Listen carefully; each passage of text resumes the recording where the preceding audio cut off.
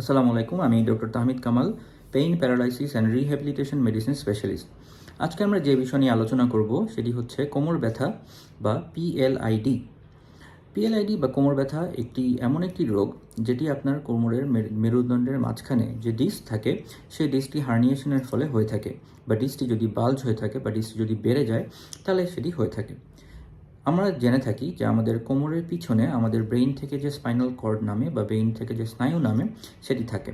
ফলে আপনার কোমরের যদি কোনো আঘাতের কারণে বা আপনার কোনো বসার পজিশনের কারণে বা কোনো লং জার্নির কারণে আপনার কোমরের ডিস্কটি বের হয়ে যায় বা কোমরের ডিস্কটি যদি প্রোল্যাপস করে, তাহলে সেটি সরাসরি নার্ভকে চাপ দেয়, এবং নার্ভকে চাপ দেওয়ার ফলেই আপনার যে রোগটি হয় সেটিকে আমরা বলে থাকি ডিস্ক প্রোল্যাপস বা পিএলআইডি।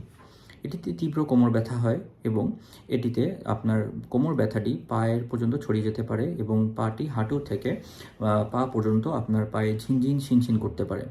এটি সাধারণত কাজ করলে বাড়ে এবং রেস্ট নিলে কমে যায়। এখন আসি আমরা চিকিৎসা কী। পিএলআইডি বা ডিস্ক প্রোল্যাপস হলে আপনারা অবশ্যই একজন বিশেষজ্ঞ physical medicine and rehabilitation specialist ডক্টরের সাথে যোগাযোগ করুন এবং ডক্টরের পরামর্শ অনুযায়ী প্রয়োজনীয় চিকিৎসা নিন। ডক্টর আপনাকে বিভিন্ন ধরনের ব্যথানাশক ওষুধ সাজেস্ট করবে এবং এই সাথে সাজেস্ট করবে রিহ্যাবিলিটেশন থেরাপি বা ফিজিক্যাল থেরাপি। ফিজিক্যাল থেরাপির মধ্যে আমরা সাধারণত শর্টওয়েভ ডায়াথার্মি, মাইক্রোওয়েভ ডায়াথার্মি এবং আল্ট্রাসাউন্ড থেরাপি দিয়ে থাকি। এছাড়াও আমরা বিভিন্ন ধরনের কোমরের মাসল স্ট্রেংথেনিং এক্সারসাইজ করিয়ে থাকি, যেটিকে আমরা বলি isometric back muscle strengthening exercise এবং ব্যাক এক্সটেনশন এক্সারসাইজ।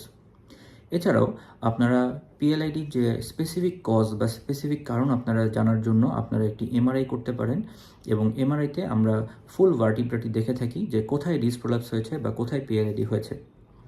ফলে পিএলআইডি যদি আপনার হয়ে থাকে বা কোমর ব্যথা যদি আপনি সাসপেক্ট করে থাকেন, তাহলে অবশ্যই একজন ফিজিক্যাল মেডিসিন এবং রিহ্যাবিলিটেশন বিশেষজ্ঞ ডক্টরের সাথে যোগাযোগ করুন। ডক্টর আপনাকে ওষুধ এবং রিহ্যাবিলিটেশন থেরাপির পাশাপাশি আরও বিভিন্ন ধরনের ট্রিটমেন্ট দিয়ে থাকে, যেমন এপিডুরাল ইনজেকশন, ওজন ডিসেক্টমি ইত্যাদি। এসবই আমরা পিএলআইডি পেশেন্টকে দিয়ে থাকি, এবং পিএলআইডি যদি এরপরেও ভালো না হয় বা পিএলআইডি যদি রেড ফ্ল্যাগ সাইন যেগুলো আছে ওগুলো যদি ডেভেলপ করে থাকে, সেক্ষেত্রে অপারেশনের প্রয়োজন হতে পারে। সো আপনারা দেরি না করে অবশ্যই যদি কোমর ব্যথা হয় তাহলে নিকটস্থ ডক্টর বা অবশ্যই একজন ফিজিক্যাল মেডিসিন এবং রিহ্যাবিলিটেশন বিশেষজ্ঞ ডক্টরের সাথে যোগাযোগ করুন। সবাই ভালো থাকবেন, সুস্থ থাকবেন।